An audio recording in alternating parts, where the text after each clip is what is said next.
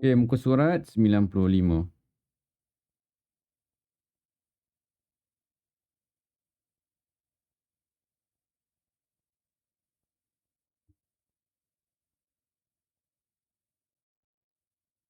Oh, dia datang balik bunyi dia sikit. Nampak. Muka surat 95. Okey, soalan objektif Soalan objektif ni seronok. Bukannya apa? Sebab dia dah beri jawapan. Kita tinggal nak pilih saja. Berbanding dengan kertas 2. Kertas subjektif, tak ada jawapan, tak ada pilihan jawapan. So, kertas 1 ni kita boleh speed sikit. Sebab pilihan jawapan tu dah ada. Okey, antara berikut manakah sudut cakar? Apa maksud sudut cakar? Kita ingat balik. Sudut yang berada di sukuan yang kedua. Sudut cakar. Maksudnya apa? Lebih daripada 90 darjah. Maknanya bermula 91. Yang mana yang melebihi 91? Pat, beritahu je. Yang senang ni, tak ada pengiraan apa-apa pun. Hanya tengok dan beri jawapan saja. Yang mana? Sudut cakar. Pat. A. A. B. Ingat balik. Sudut kan ada cikgu belajar ada ajar. Ni sukuan yang pertama. Sukuan yang kedua. Ni sukuan yang pertama ni semua sudut yang berada di sini. Semua sudut tirus. Semua tirus kat sini. Kat sini sukuan kedua ni adalah sudut sudut cakar yang berada di sini. Yang tengah-tengah ni apa? Ini adalah sudut tegak. Sudut tegak ni satu je, 90 darjah. Ha. D. Ha? D. D. Yang ni? Ya. Salah. Dia memang lukis macam tu. Tapi tengok balik. Kalau cikgu terbalikkan, pusingkan balik. Yang ni sifar. Sifar darjah. Kalau naikkan ke situ, ini baru 90 kat sini. Nampak tak? Lukisan tu saja dia terbalik kan? Cuba baring kedudukan dia balik. Kedudukan yang betul balik. Kosong berada di kat sini. Ni kosong ni. Sifar. 90 kat sini. Ni antara sifar hingga 90. Ini masih tirus. Masih tirus. So kena pastikan betul-betul kedudukan sukuan dia tu kat mana. So bukan ni salah.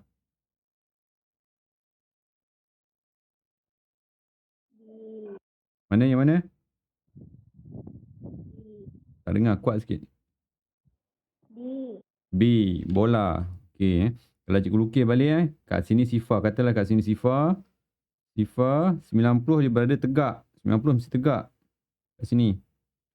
So kalau kat sini dah melebihi 90. Dah melebihi 90.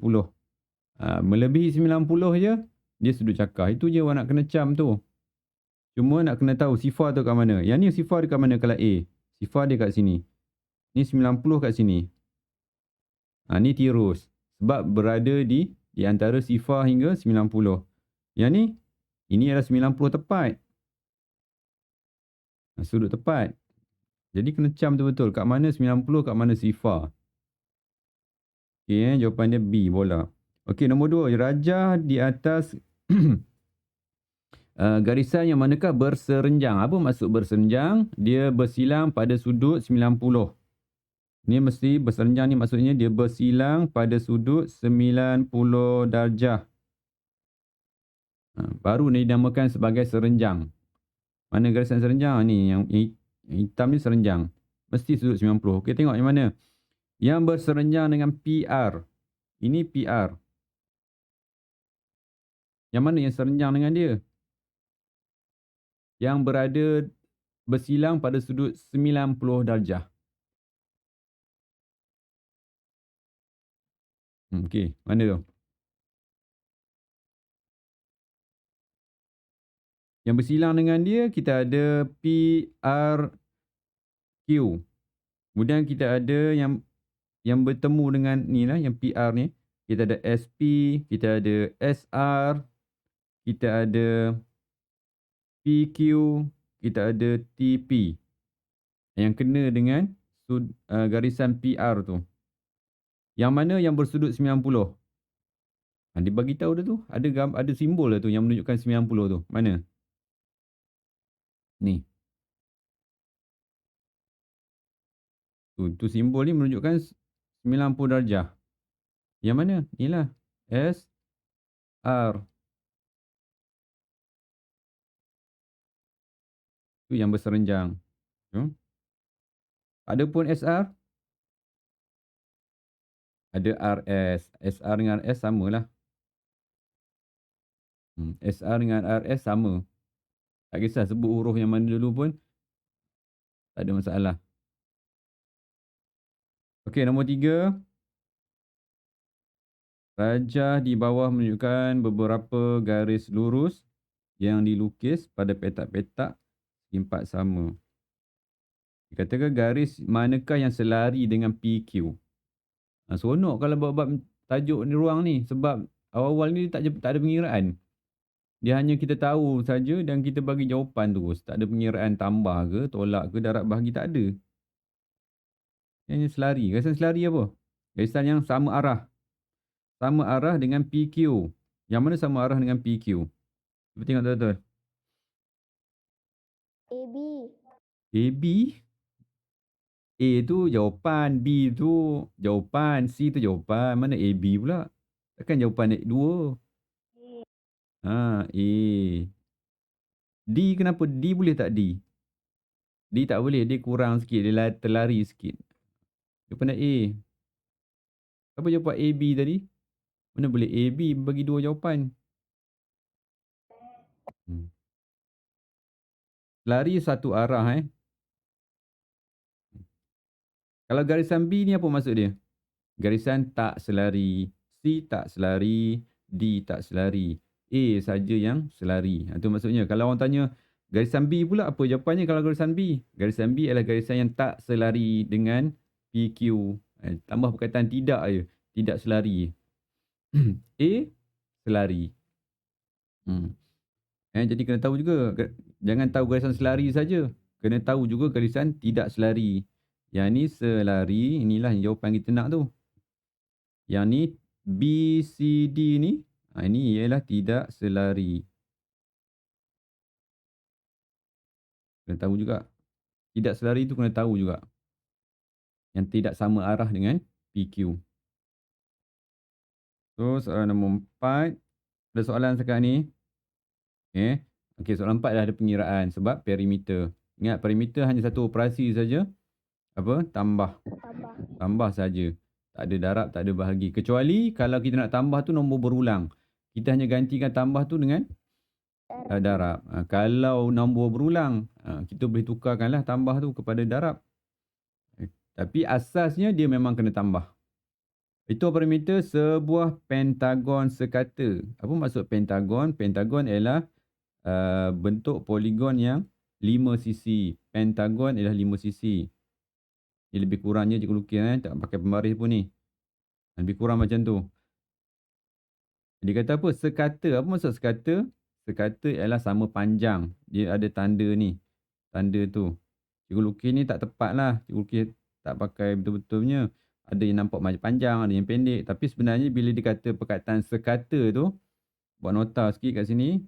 Sama panjang. Ataupun sama sisi. Buat nota sikit kat. Sama sisi. Itu maksud dia. Kata.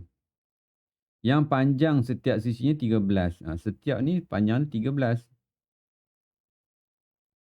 Perimeter apa? Mula dengan satu titik. Kat mana-mana titik. Kita buat ukur lilit. Kita lilitkan dulu. Berhenti di titik mula dia.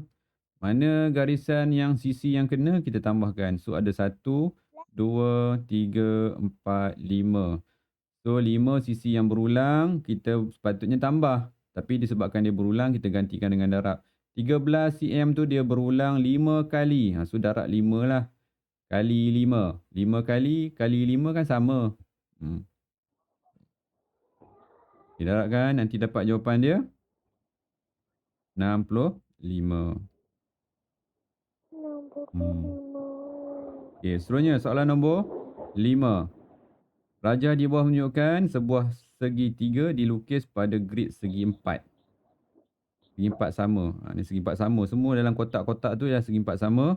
Hitung luas dalam unit. Soalan ni kalau biasa melibatkan kotak-kotak macam ni, dia nama dia, kotak-kotak ni selalu juga sebut kotak kan. Sebenarnya bila tak diberi unit cm ke, ke, dia tak beri unit, dia tak beri apa-apa ukuran, dia bagi unit. Dia akan dikatakan sebagai satu unit. Satu sisi ni satu unit. Jadi jawapan kita nanti mesti dalam keadaan unit. Hitung luas dalam unit 2. Okey. Cuba kira sendiri, cikgu tak nak cakap dah. Apa rumus dia? Kira sendiri. Apa jawapan bagi soalan nombor 5? Luas. Rumus bagi luas ada 2. Luas bagi segi 4. Luas bagi segi 3. So, kita akan pakai rumus luas bagi segi 3. Sebab ni segi 3.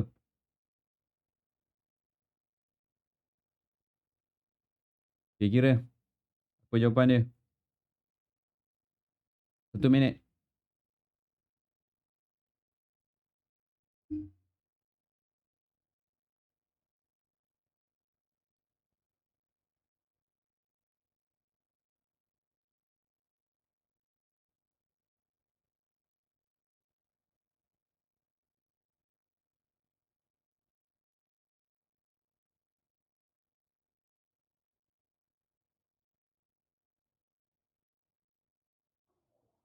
Abang.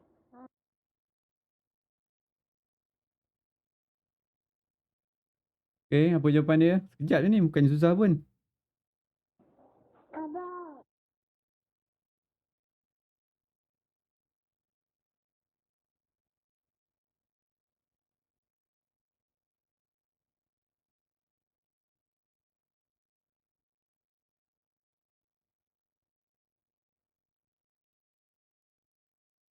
Jangan lama sangat. Soalan senang je ni. P berapa P? Siapa boleh kita baca P berapa? Lambatlah korang ni. Bilanglah 1, 2, 3, 4. P 4 unit. Lambatlah. Okey. Lebar ataupun tinggi sama. 1, 2, 3, 4, 5. 5 unit. Susah ke nak kira benda ni? Mana korang ni? 4 darab 5 bahagikan dengan 2. Tak perlu nak darab dulu. Mansuh dulu. Sifir 2. Baris pertama, baris kedua. So, 1 abaikan. So, 2 darab 5, 10. Tu dapat jawapan.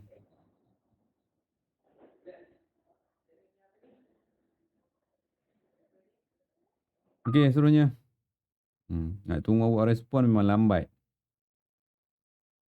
Masih malas nak bercakap. Kalau gitu rugilah kita belajar macam tu. Tak ada respon. Okey, perimeter sebuah heksagon. Perimeter kalau pasti tambah juga. Heksagon. Apa maksud heksagon? Berapa sisi?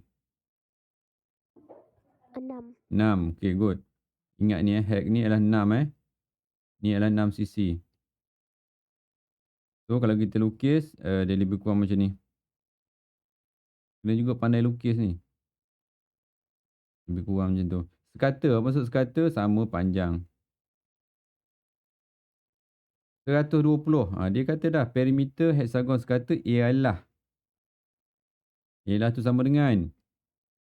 Maksudnya kalau kita tambah semua ni bersamaan dengan 120. Panjang setiap sisi. Dia suruh dihitung panjang setiap sisi. Operasi apa tu agak-agak bahagi. Alia nak sebut tapi suara tak dengar. Okey. Bahagi kenapa bahagi? Asalnya tambah kan? Disebabkan dia sekata dia berulang 6 kali. So katalah panjang kat sini anu tu. Katalah kat sini panjang dia kotak. Anu tak tahu berapa. So anu darab 6 kali. Sebab dia berulang 6 kali kan. Sama dengan 100. Tulis baliklah kat sini. Anu dia berulang 6 kali. Sebab ada 6 sisi dia berulang 6 kali. Sebab tu dia jadi Jadi apa tu bahagi nanti. Sama dengan 120 cm. Sebab tu nanti kalau kita nak selesaikan ni, kita pindahkan sini dia jadi bahagi 6. Nanti dia, sebab tu dapat bahagi 6. Ataupun ataupun kalau siapa tak faham, ada tak faham lagi tak? Kenapa cikgu dapat bahagi 6 ni? Ada tak faham tak? Katakanlah ni semua anu, nilai dia tak tahu. Anu, tapi disebabkan dia sekata ni maksud apa? Sama panjang lah. Kalau kat sini 5, semua kan 5. Anu tu samalah. So kalau cikgu nak buat kat sini, kalau kita nak buat ayat matematik dia akan jadi macam ni. Anu tambah anu tambah anu. Dia 6 kali lah berulang. Kalau parameter kan mesti tambah. Sama dengan 120. Disebabkan dia sekata, mana kalau kat sini 4, semua akan jadi 4. Kalau kat sini 5, semua 5. Jadi benda yang sama berulang sebenarnya ni. Benda yang sama berulang sebanyak 6 kali. So kita gantikan dengan berulang 6 kali. Apa? Anu tu berulang 6 kali. Semua ni digantikan dengan operasi darab. Sama dengan 120. Sebab tu nanti bila kita selesaikan ini, dia akan jadi bahagi 6. 120 bahagi dengan 6. Okey, selesaikan. Dapat berapa? Cikgu dah Berapa jawapan dia? dapat 20. Okey, 20. Okay, good. Sorry cikgu, masuk lambat sebab saya pergi sekolah. Okey, tak apa. Nanti tengok rakaman yang terlepas tu. Okey cikgu. Okey, jawapan dia 20. Ada juga kalau siapa yang nak buat kaedah pemansuhan, dia boleh gantikan bahagi tu dengan per. Macam mana? 120 per 6. Nampak tadi? Nampak 12 dengan 6 boleh mansuh kan? Sifar tu baris pertama, baris kedua. Sifar tak boleh nak mansuh. Sifar memang sifar lah. 20, betul dapat 20. Ni abaikan saja. Sebab bahagi dengan 1 darab 1 tak memberi kesan. 20. So dapat 20. Tak perlu buat operasi bentuk lazim. Faham tak? Cuba dulu. Kalau sebuah orang biasakan mansuh, siapa yang selalu biasa dengan mansuh, dia akan dapat penyelesaian tu dengan cepat. Tapi kena mahir sifir. Sifir memang kena mahir. Tak mahir sifir, tak dapat guna kaedah pemansuhan. Okey. Soalan seterusnya, cukup padam ini dulu. Okey.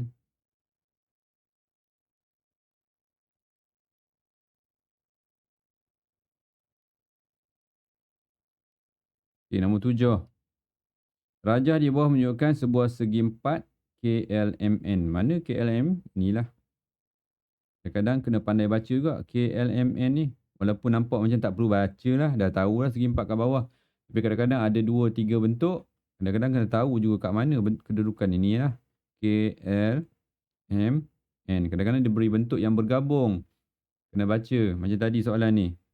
Soalan yang ni. Okey, nampak. Mana PR? RP ke? Mana kena baca, kena tahu kedudukan tu kat mana.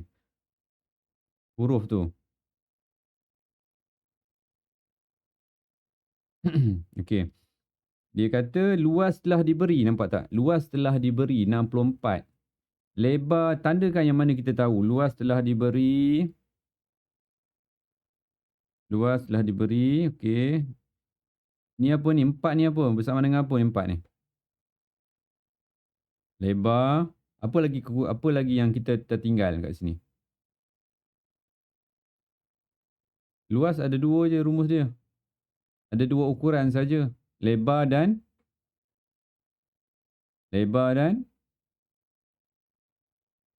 untuk luas. Lebar dan panjang saja. Untuk 2 dimensi ada lebar dan panjang saja. Kena tahu tu.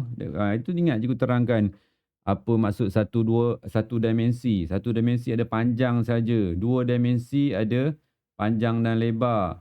3 dimensi ada panjang, ada lebar, ada tinggi. Sebab tu nama 3 dimensi. Yang ni 2 dimensi, ada panjang dan lebar saja. So kat sini lebar ada, panjang yang tak ada. Kalau tak ada, dia adalah anu. So, kalau melibatkan rumus luas, ingat luas sama dengan berapa? Apa rumus dia? Panjang darab lebar. Ni L ni tak boleh ni, kena tulis luas betul-betul ni. Tulis betul-betul ni, L ni luas. Nanti jadi L tu ada 2 kali pula. Okey, luas kita gantikan maklumat yang kita ada. Maklumat yang ada, luas dah telah diberi. Tulislah 64.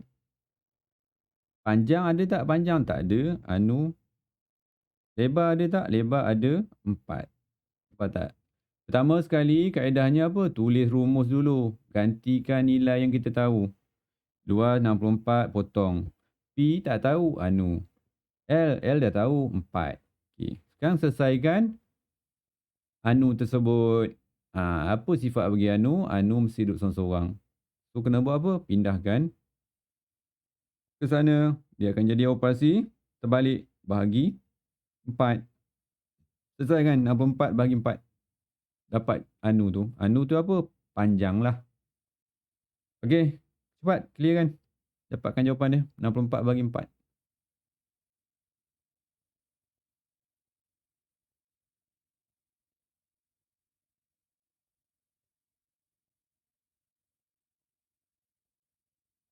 Kira-kira.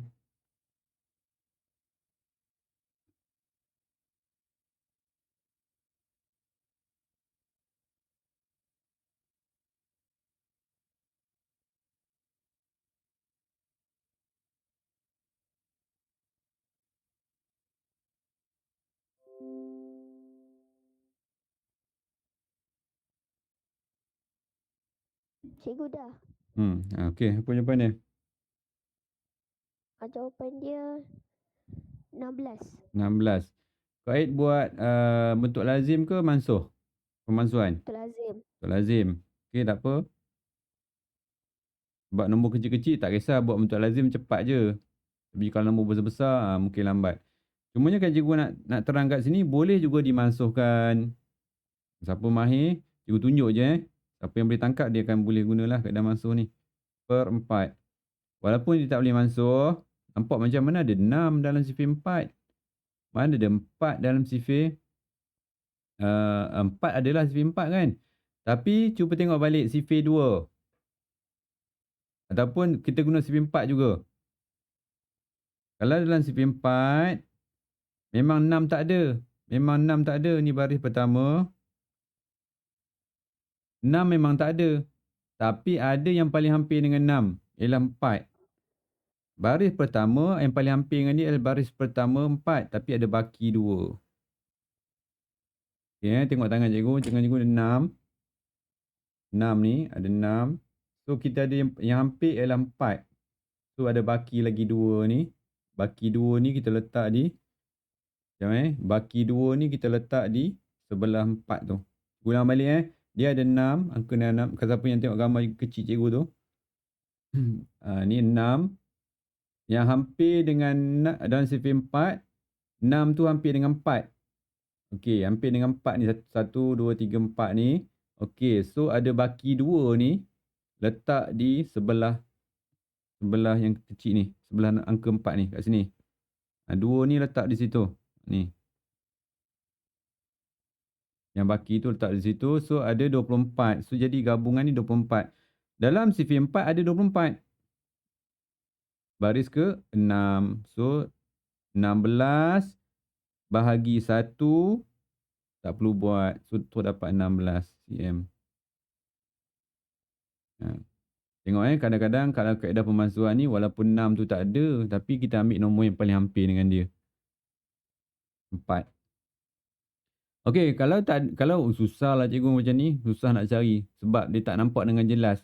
Tak apa, tak ada masalah. Boleh teruskan dengan kaedah bahagi seperti biasa. Sebab tak. Cikgu pakai sifir 2 pun boleh ke mansuh? Boleh, tak masalah. Macam contoh kalau cikgu nak masuk dengan sifir 2 64 sebab dia ada dalam sifir 2 ni. Okey, baris kedua dalam sifir 2. Ini baris ketiga dalam sifir 2. Ini baris kedua dalam sifir 2. Kan? Okey, kemudian kita tengok dia ada per 2. Boleh masuk lagi ni. Sifir 2, baris pertama. 3 tak ada dalam sifir 2. Tapi paling hampir dengan dia apa? 2, baris pertama. Ada baki 1 kan? So 3, ada yang hampir dengan dia 2. Ada baki 1. 1 letak kat sini. So 12 ni baris ke-6. So 1 dengan 6, 16 jugalah. Bahagi 1. Ya. Tapi dia panjang sikit lah. Dia terpanjang sikit. Okey. Okey. Kalau susah, tak ada masalah. Guna saja 64 bahagikan dengan 4. 4 kali 1, 4. Ada baki 2. Senang juga.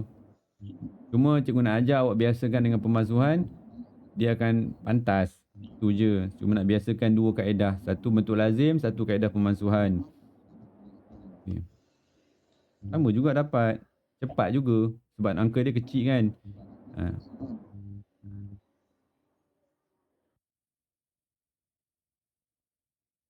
Okay. Seterusnya.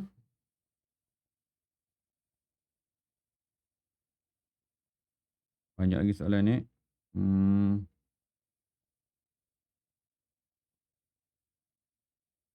Soalan nombor 8. Kita jawab sampai soalan nombor 10.35 sekarang. Lagi 2 soalan lah. Lagi 2 soalan. Ataupun kita nak simpan soalan ni tu besok. Ada 5 lagi. Okey, kita simpan untuk besok lah. 5 lagi. Dia tak nak lama-lama sangat online. Lebih pada setengah jam pun dah nanti kita penat. Mata kita yang penat. Kita tak boleh tumpul lama-lama. Okey, ada soalan tak? Jadi sebelum kita tamatkan, kita ulang balik. Kita tamat. Sebelum tamat, cikgu nak ulang balik. Apa rumus bagi luas? Yang kita jumpa tadi, perimeter dulu. P darab L. Okay, P darab L. Rumus luas ada 2. Satu luas segi 3. Rumus luas bagi segi 4. Letak saja huruf L. Kita ada P, kita ada L. So, kita darabkan. Ini L, ni P.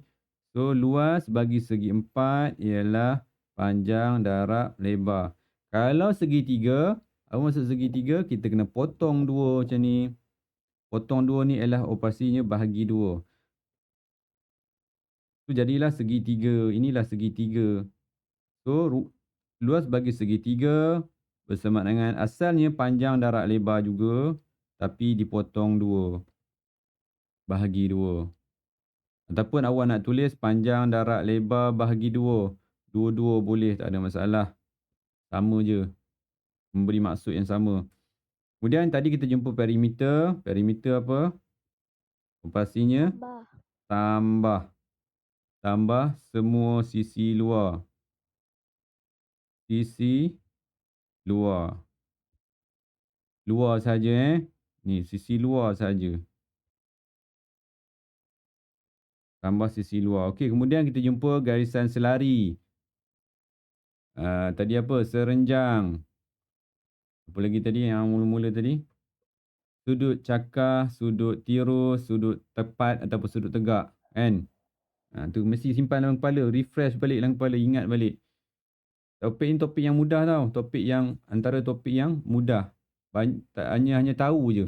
Selari tu apa, cakar tu apa, tirus tu apa, tepat tu apa. Luas, rumusnya panjang lebar.